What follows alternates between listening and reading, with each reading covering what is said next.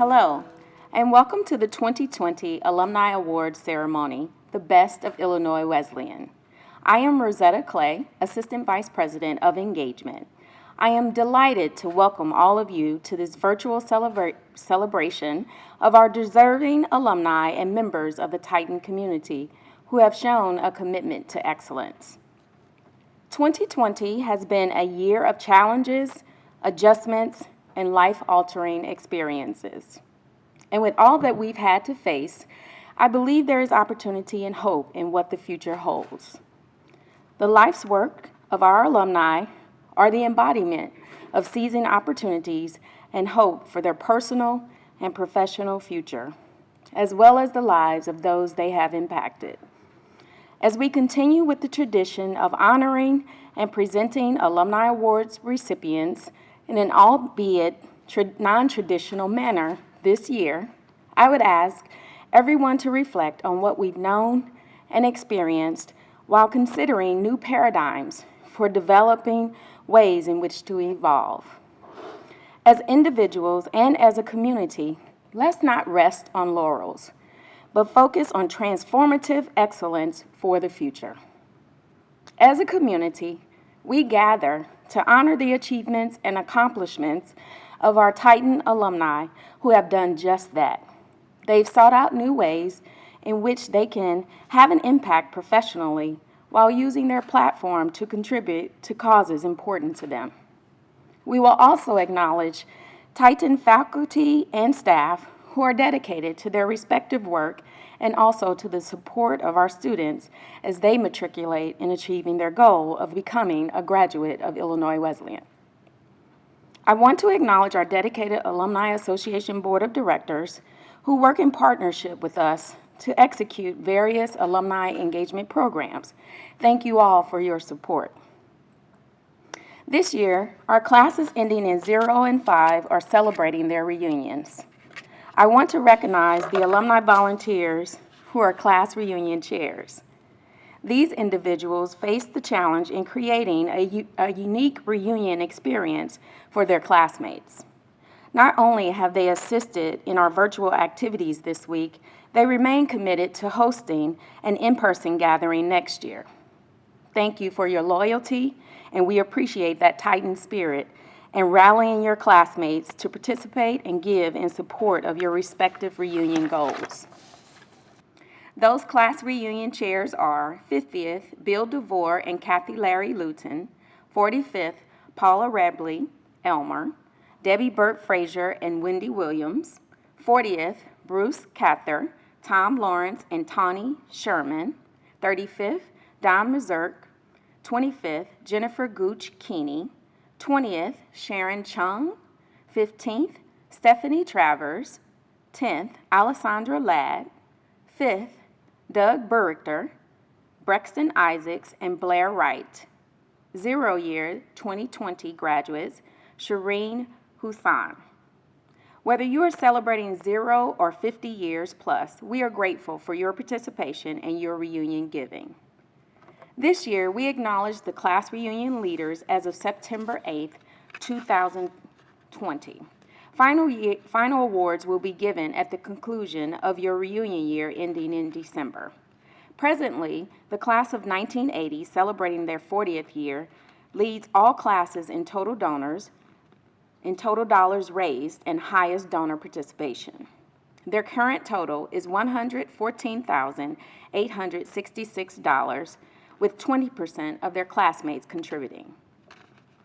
An administrative note here. After a class has its 45th reunion, we set goals and calculate their giving for 5 years leading into their 50th year milestone. With that in mind, I have to send a huge woo-hoo and appreciation and celebration to the class of 1970, who is reveling in their 50th year reunion, and in the 5 years since their 45th, they have raised a little over $1,001,049 in gifts, pledges, and planned giving to Illinois Wesleyan, for a cumulative class participation total of 31%. This is awesome, and congratulations to all of these classes. Thank you so much for your generosity and ongoing support. You still have a few months left to go to reach and surpass your goals. Thank you all. This homecoming week is a celebration of your time as students at Illinois Wesleyan and the impact it has had on your story, but also your story as alumni who continue to support your alma mater now and in the future. Even though we're together in different locations, I know there have been positives to our new way of engaging. I hope you will take advantage of this unique ability to stay connected that will cause you to appreciate these wonderful memories even more. Perhaps there is a classmate, a professor, or a friend you haven't spoken to in a while that you may want to reconnect with soon. Sadly, maybe there is someone who is no longer with us, and you just want to take the time to remember them this week. Whatever the nature of your reflections, we encourage you to think about how Illinois Wesleyan has been a part of the fabric of your lives and how you, in turn, have had impact on others. As you have seen from the schedule, there are many creative events and activities planned for the week. We have our customary events, such as the Back to College sessions, featuring our awardees for this year, plus a special conversation with Richard and Sharon Jenkins from the class of 1969. We've also added new events like a brunch with a cooking demonstration from David Saga Dave Nicholson, who is formerly of Sodexo Catering. And there's also a virtual 5K that we've added this year. We have included something for everyone, including the Tiny Titans. I invite you to celebrate, reminisce, revisit, and continue your story all week long. Now please welcome the President of the Alumni Association Board of Directors, Molly Rollins, class of 1999. Molly and President Nugent will present this year's awards. Welcome, everyone. I am extremely honored to represent the Alumni Association Board of Directors, a dedicated group of alumni who serve the university on behalf of the alumni. The AABD also provides connections between alumni and current students. We work hard to support and carry out the goals and priorities of the university, and we look forward to strengthening those relationships. One of the important responsibilities of the AABD is to assist with the nomination process for the annual Alumni Awards. This is an open nomination process in which alumni are nominated by fellow alumni, faculty, students, and friends or staff. The nominating committee of the AABD reads and vets all submissions and selects finalists to forward for approval. It is a meticulous process that takes nearly a full year to complete. Thank you to the entire committee of dedicated alumni who helped identify this year's outstanding alumni being honored. A special thank you goes to Meg Howe, class of 2005, who serves as the chair of the nominating committee. Later this week at the School of Nursing Awards ceremony, Ramona Cheek, class of 1981, will be presented with the Alumni Award for Excellence in Nursing. We look forward to her acceptance during the School of Nursing program. As president of the Alumni Association Board of Directors, it is my honor to present the 2020 Alumni Awardees. Each of this year's recipients are well-deserving, and I encourage you to take the time to read their complete bios on the Homecoming website or in the IWU magazine. Our first award is named in honor of former alumni director Robert Montgomery from the class of 1968. This award recognizes young alumni, graduates of the last decade, for outstanding professional achievement and/or civic leadership. This year's recipient of the Robert M. Montgomery Outstanding Young Alumni Award is Sara Ghadiri, class of 2011. Sara T. Ghadiri graduated magna cum laude from Illinois Wesleyan University with a double major in comparative political science and philosophy and a minor in music. As a student, she was active in the School of Music, lending her talents to the jazz ensemble and the symphony orchestra, and performing during chapel hour. Sara was also a proud member of Sigma Alpha Iota. In 2014, Sara earned a law degree from the University of Iowa College of Law with service honors, winning awards for human rights and client services. During her time in law school, Sara was selected as an ABA Judicial Intern Opportunity Program intern for the Honorable Ruben Castillo, formerly Chief Judge of the U.S. District Court for Northern District of Illinois. Her last year of law school, she worked for the University of Iowa Clinical Law Program, where she helped low-income Iowans secure domestic violence orders of protection and assisted on a number of immigration cases under the supervision of clinical law professors, while also running a jazz combo and teaching private double bass lessons. Sara was a summer associate at Chapman & Cutler LLP Law during law school, and after graduating, joined the Banking and Financial Services Litigation Group in 2014. She became her firm's first pro bono counsel in 2018 and balances her pro bono program leadership and caseload with an active bank-related litigation practice. Sara's nominator, Beth White, wrote, "Sara leads with enthusiasm. I've always known Sara to be driven, but I think her success in activism and pro bono work comes from a sense of purpose. Sara's willingness to use her voice shows her strength of character. The Dalai Lama once said, 'It's not enough to be compassionate, you must act.' Sara personifies this adage. Whether she's protesting the country's travel ban, helping immigrants, or assisting survivors of domestic violence, Sara works tirelessly. Congratulations to the 2020 recipient of the Robert M. Montgomery Outstanding Young Alumni Award, Sara Ghadiri." I'm extremely honored and humbled to have been selected as the 2020 Robert M. Montgomery Outstanding Young Alumni Award winner. However, I must admit that it feels like a weird time to celebrate in the middle of the tragedies that this country is currently bearing, in the midst of so much disharmony and pain. However, my friends from Illinois Wesleyan know I believe that the 2004 movie Mean Girls, though it is a teen bubblegum comedy, has a way of having a quote for every situation. I know you don't believe me, but there's a particularly relevant quote in there for today, where one of the characters, Janice Ian, who is severely bullied by popular girls, explains that there are two kinds of evil people in the world. People who do evil stuff, and people who see evil stuff being done and don't try to stop it. And while I know a teen comedy from more than 15 years ago is not the best source of a moral compass, I do believe what Janice said to be true. In that spirit, I want to talk about human doings. You heard me right, human doings, not human beings. It is, of course, a silly play on words, but I've already quoted Mean Girls in the first 30 seconds, so there's that. But in all seriousness, I use the phrase human doing as opposed to human being to draw a difference between what we can, as humans, think about as we work towards justice and equity. So what do I mean? Well, being, quite simply, is. Being is passive. You need do nothing other than exist to be. To be is to watch, deciding what to make for dinner, or vacuuming the rug. Conversely, doing is active. It's engaging our neighbors, changing the status quo, fixing the system, or moving people to think differently. And we have to remember that doing nothing is still doing something to someone. We must do, but do no harm.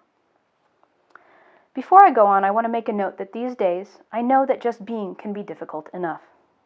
Simply existing in the year 2020 is a feat in and of itself to many, and all some have energy to do is watch and hope that someone else can intervene. This is not to say that if you count yourself in that camp, that you're a bad person.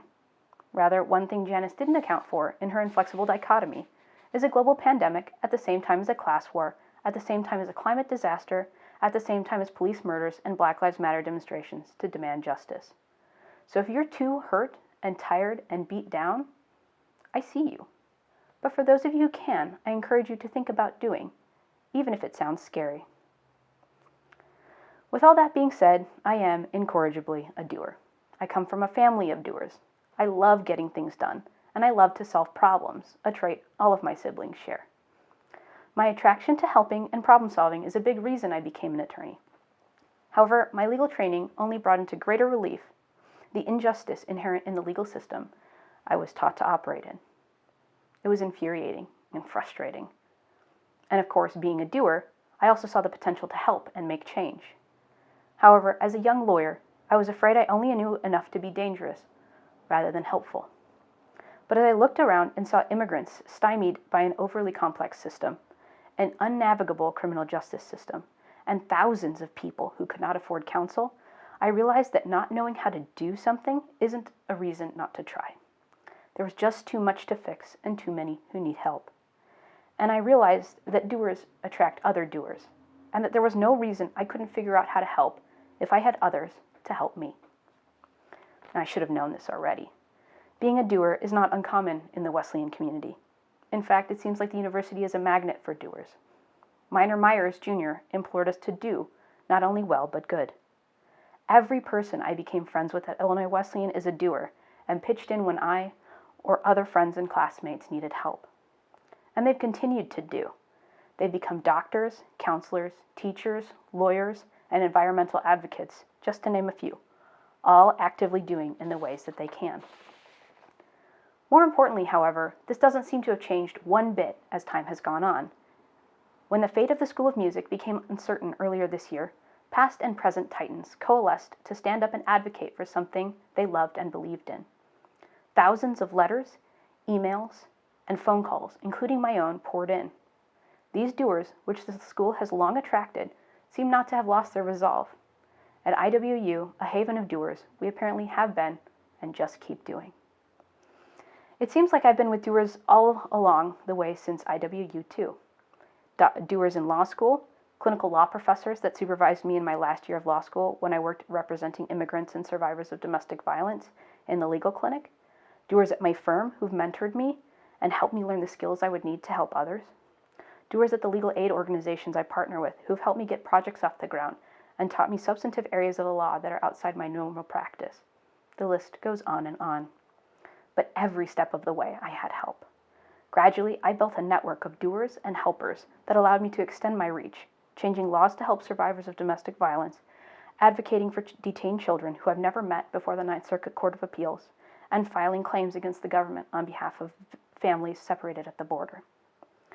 I have to thank each and every person who's helped me become the person that I am today, that has pushed me when I was nervous, encouraged me in times of doubt, and reminded me that I can make real change. I have to give special thanks to Beth Schaller, who with the help of my family and friends was kind enough to nominate me for this award, and the board of directors, which was kind enough to select me.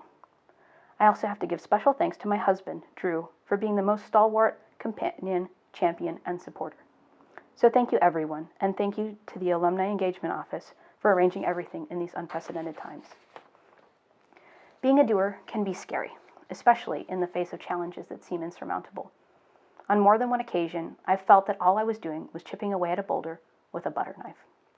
I helped one client clear a criminal record, only to see a line of thousands more waiting for help.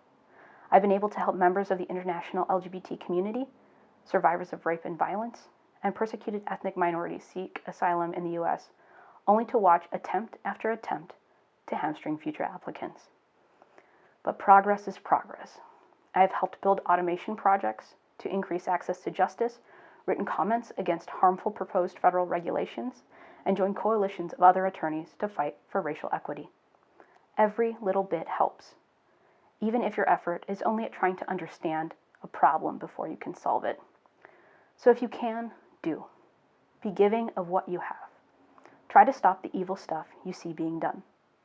Push back against systemic racism, xenophobia, domestic abuse, or whatever injustice is staring you in the face today. If you fail, never fail alone. Ask for help and learn. And after we go after all that evil stuff, we can work on trying to make fetch happen. Our next award recognizes alumni who have supported Illinois Wesleyan through service to the university and/or dedicated financial contributions. The recipient of this year's Loyalty Award is Gilbert Gil Dorsey, class of 1962. Gil graduated from Illinois Wesleyan University with a major in insurance. Immediately following graduation, he joined Procter & Gamble as a field advertising representative and later a case food salesman. He retired from the Eureka Company, which later became Electrolux of Sweden. Over his 34-year career at Eureka, he served as president, vice president of sales and marketing, and other executive and sales-related positions. Gil has been very active as an alumnus and had a long history of service to the university. He has served on the Board of Trustees since 1992 and is currently an emeritus trustee. As a trustee, he served as chairman of the search committee responsible for hiring President Dick Wilson and also chaired the Campus Life Committee. Gil is an avid Titan fan and supports IWU athletics and activities. Gil's nominator wrote, "Gil and his wife Betty have literally traveled the country to attend Titan sporting events. If there is a Titan game at Shirk, there is a very good chance you will see Gil in the stands. Our university is blessed to have such an extremely faithful Titan fan, and Gil is certainly at the top of that list. Congratulations to the 2020 recipient of the Loyalty Award, Gilbert Gil Dorsey."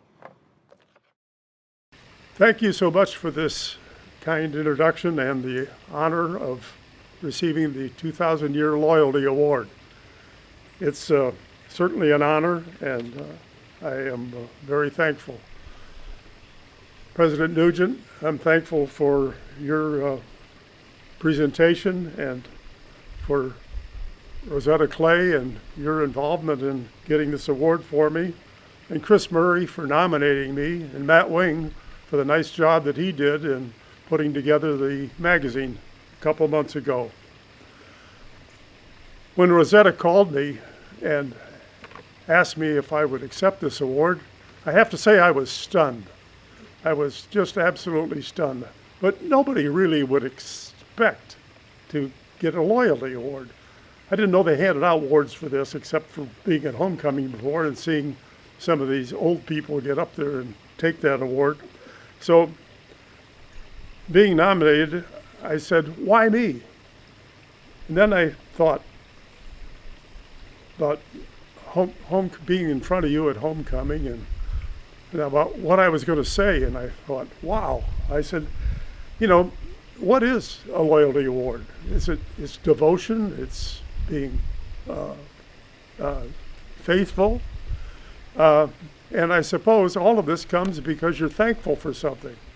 And I'm so very thankful for what I received at Illinois Wesleyan.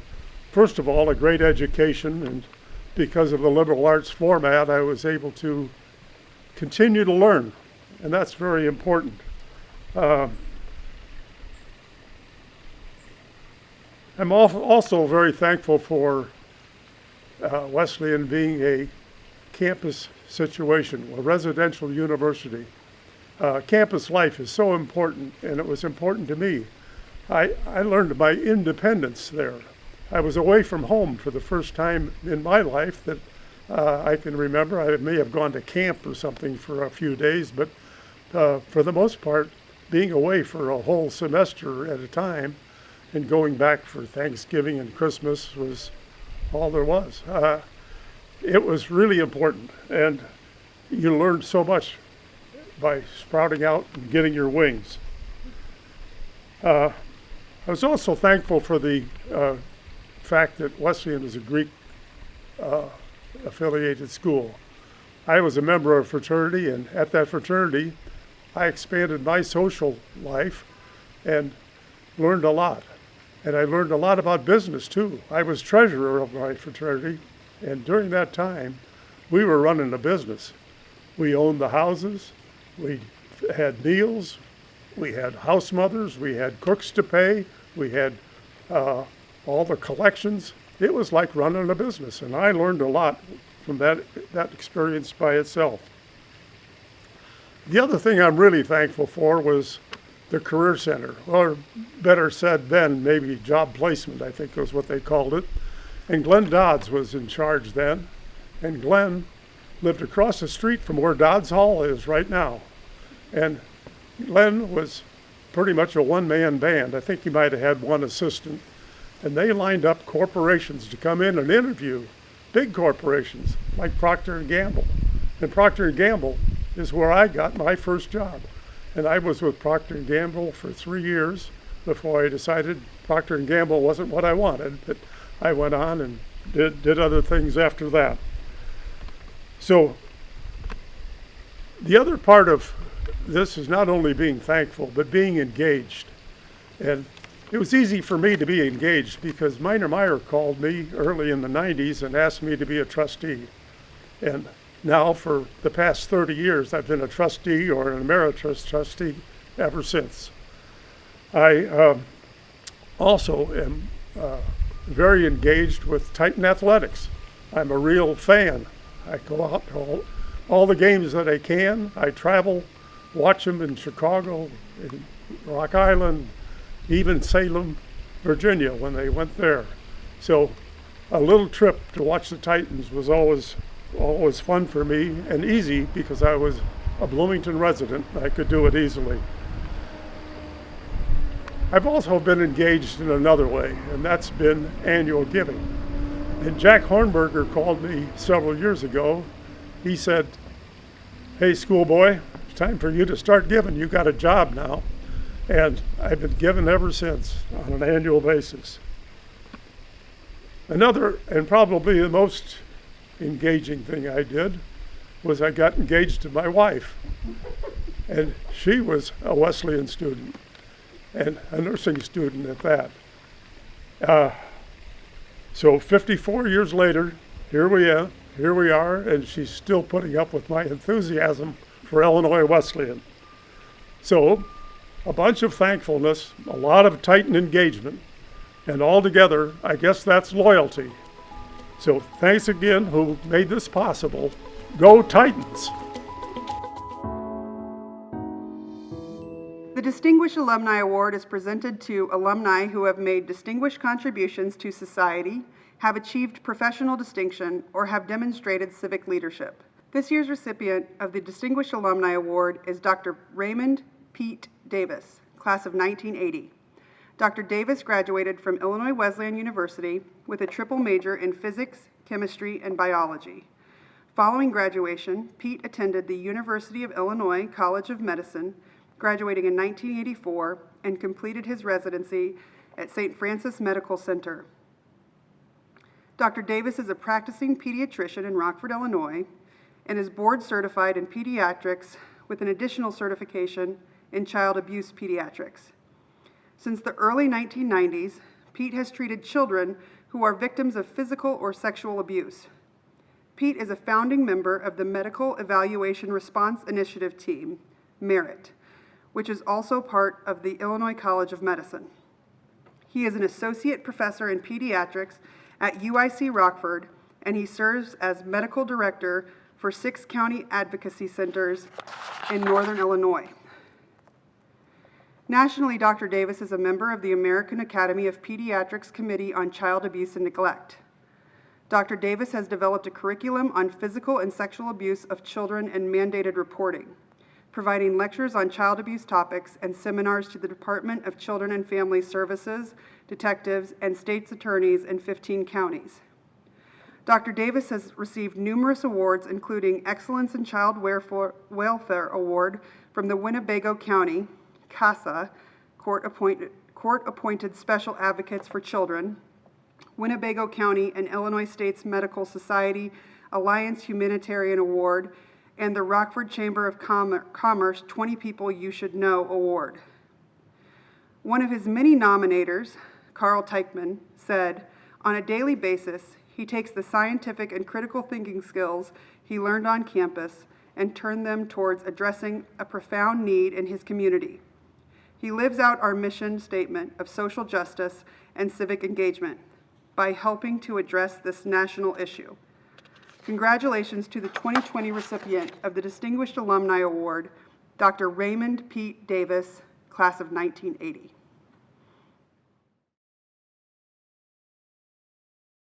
I would like to thank the Alumni Association and everybody involved for this incredible honor.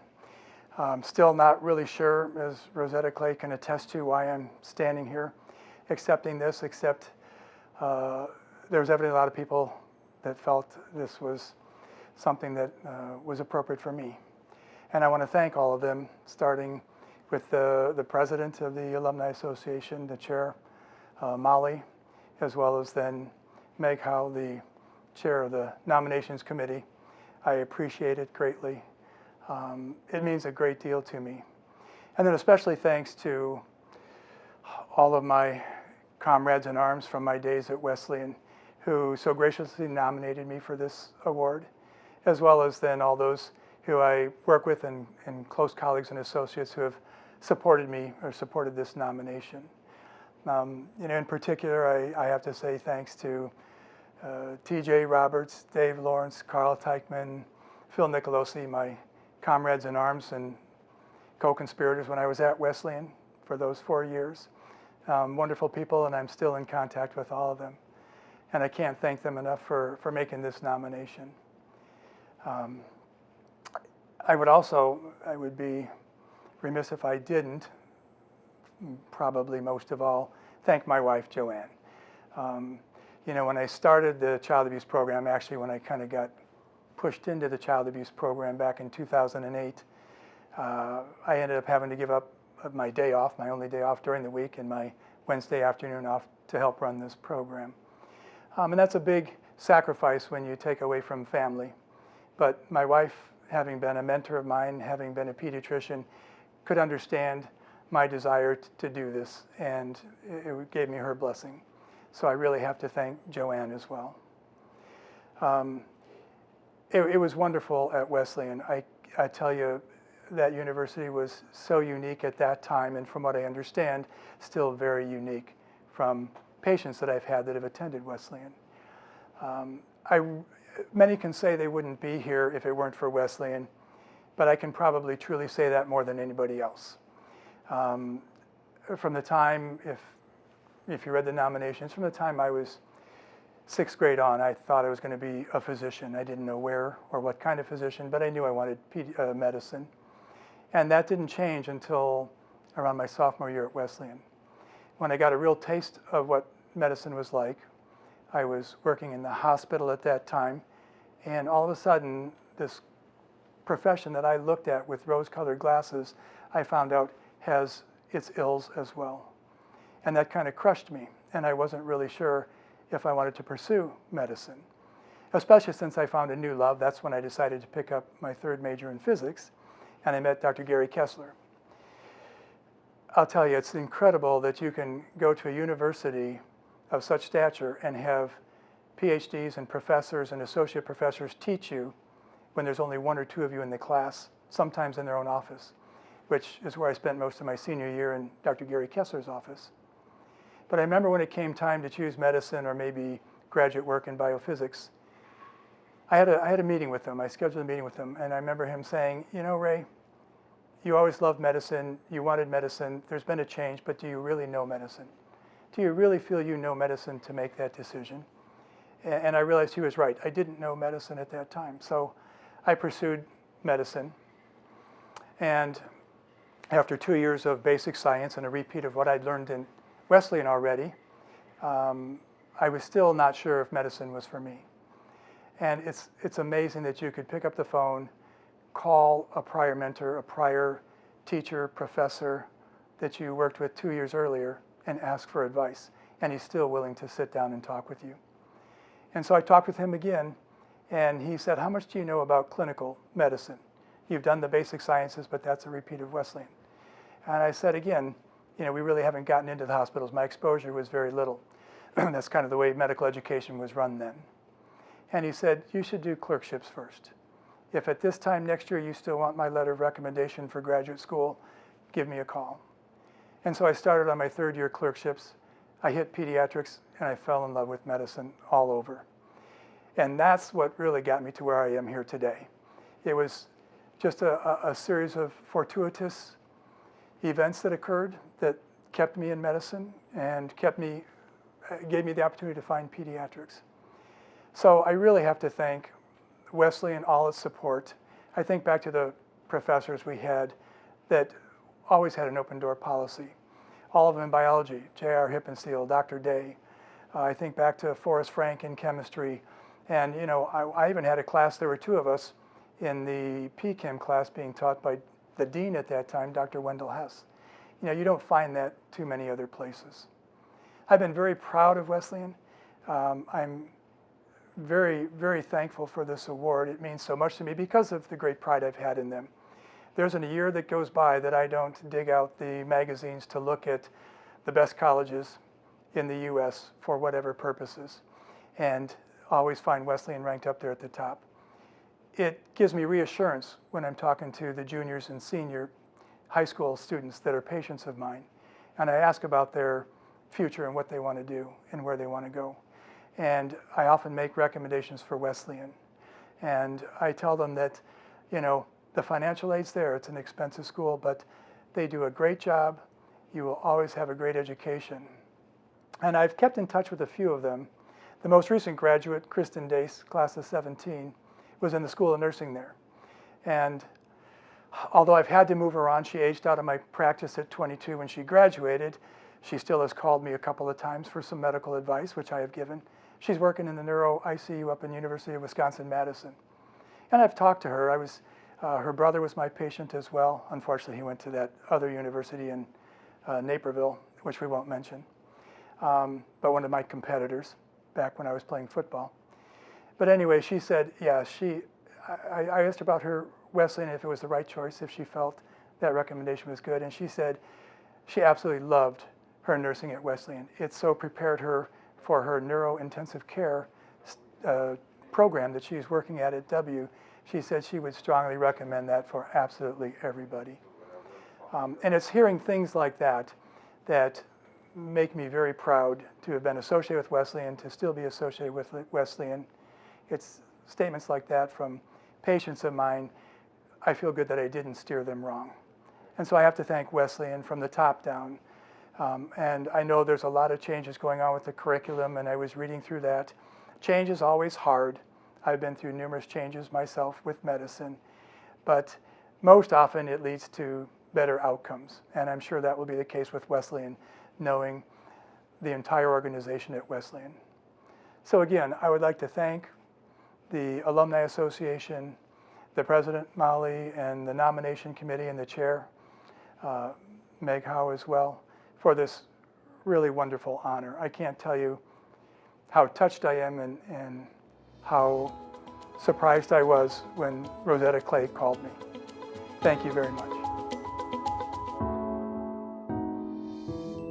And now I would like to introduce President Georgia Nugent to offer additional congratulations and remarks. Thank you, Molly. And I want to add my congratulations to the award recipients you just recognized, Dr. Pete Davis, Gil Dorsey, and Sara Ghadiri. We are so proud of your accomplishments. We celebrate you tonight and always as champions for the Titan community. You inspire us with your enduring loyalty and generosity. Thank you for your service to the community and to Illinois Wesleyan University. Molly, I also want to thank you for your work as president of the Alumni Association. You have had a year in that role that you could never have expected, as everything has changed for all of us. And you've shown great leadership and are a great partner. Thank you. I want to welcome all of the participants in tonight's event, our alumni and families who are joining us from many different sites. And it leads me to think back to just a year ago and my very first homecoming at IWU. As I just said, everything is different. What I particularly think of in remembering that first homecoming, I was so newly arrived. Everything was completely unfamiliar, and I remember Rosetta and others taking me around at homecoming and having the opportunity to meet people, tailgating, and as I say, everything was new. This year, I really regret that we cannot be together here because now there would be so many friends to greet. So I hope that we will all be together again at next year's homecoming. I want to extend a special welcome and recognition to the following special groups at this year's homecoming. First, the class of 2020. As we all know, the class of 2020 did not have the commencement that they would have expected.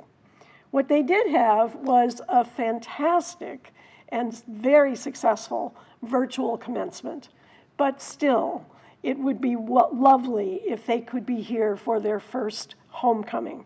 So again, we look forward very much to welcoming the class of 2020 back for next year's homecoming. I also want to especially recognize the class of 1970, the 50th reunion class. I do want to say, just a little brag here, that I do have my own class of 1970 t-shirt, and I'm very appreciative to be, to some extent, a member of that class. And we will hope that they can gather again in person soon. I know that the leaders of the class of 1970 are also making wonderful arrangements for online homecoming. I want to call out all of the members of the Golden Titans, that is, those alumni from classes prior to 1970, a very special group for us. And I simply want to recognize all classes who are having reunions this year. Let me also give my thanks to the Board of Trustees of Illinois Wesleyan, a group of mostly alumni who serve this university so well and have been so supportive of me and my administration and are so helpful as colleagues and advisors. Thank you all for your commitment and service to the university. And now I want to recognize the endowed professors. Endowed professorships and chairs are one of the highest academic honors that can be bestowed on a faculty member. These faculty have distinguished themselves through exemplary teaching, active engagement of students, outstanding scholarship or artistic achievement, and service at the highest levels of university governance. The guiding principle in awarding an endowed professorship or chair is that the individual represents our highest aspirations for faculty members on this campus. Tonight, I want to congratulate especially 4 faculty invested as endowed professors during the 2019-2020 academic year. And they are Ann Eckert, Dolores Helsley Asher, Professorship of Nursing, Robert Erlewine, Isaac Funk, Professorship, Will Jekyll, Seymour and Diana Galena Endowed Professorship, and Michael Tooney, Robert W. Harrington Endowed Professorship. All of our endowed professorships can also be seen listed on the following slide.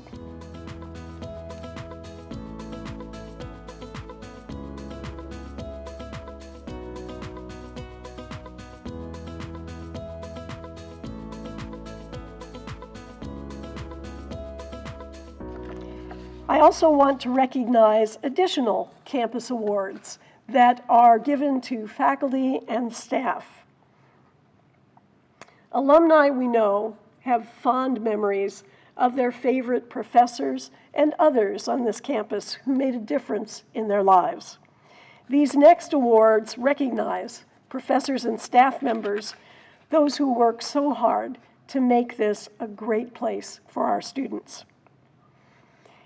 The Inclusive Excellence Awards are given this year to Professor of Sociology, Megan Burke, and Director of Alumni Engagement, Adrian Powell. The Kemp Award for Excellence in Teaching goes to Tom Lutzev, Professor of History. The Max Starkey Award, especially meaningful for our staff members, goes this year to Senior Instructional Technologist Trey Short. And I know the entire campus was so supportive of that award because we have all relied so much on that service during this COVID year. I also want to recognize the following awards that are voted by the student body. They cast their votes in the spring of 2020. These are Most Influential Professor, Visiting Professor of Accounting, Joe Solberg, Advisor of the Year, Professor of Sociology, Megan Burke, and Staff Person of the Year, Hannah Maswani, Director of Diversity and Inclusion. Congratulations to all of our award winners. I want to acknowledge you all for being recognized by your colleagues or your students for the special contribution that you make to this university. All of our award winners are an illustration of the best of Illinois Wesleyan and an inspiration to all of us. Let me also thank the alumni, the families, and the whole Titan community for attending this year's ceremony, wherever you are. We so value and need your continued support. I encourage you to work with us all to ensure that your alma mater remains a top choice in higher education, a university that excels. I hope you will join me in some of the other activities planned for later this week. I wish you well, and I very much hope to see you all in Bloomington next year. And at this time, I want to ask Rosetta to return to the podium. Georgia, Molly, thank you both so much for being a part of this year's presentation. We appreciate your representation. And congratulations again to all of this year's award recipients, alumni, faculty, and staff. For those of you watching, we miss the roar of the crowd and the camaraderie that an in-person event would bring. But it does not take away from the celebration of our community members who continue to make us proud. It has been a great celebration of amazing stories that started and continue at Illinois Wesleyan. To our awardees and all of you, I hope you continue to start or make an impact in your life and in the lives of those around you. It gives us great pride in knowing that you are doing so however you can, and we will continue to celebrate you as you do that in the world. I have to thank my incredible team who put together and worked tirelessly to make sure that this week-long celebration for all of you will be one that is creative, interesting, and engaging. I want to thank Sarah Vore, Adrienne Powell, that's the reason she received the award, and all of my team, Kaylee Kurtz, Brenda Milsick, Elizabeth Chambers-Clatt, Morgan Massey, and Maggie Perkins. They work extremely hard to ensure that we are continuing to do our best to engage you. So I thank them, and again, thanks to all of you, and happy homecoming to everyone.